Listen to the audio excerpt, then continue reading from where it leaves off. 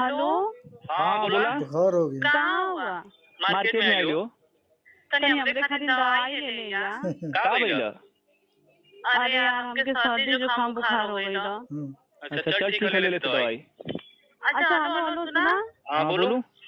खाना का बनाई? कुछ ना रहे तो खाना मत बनिए तू। काहे?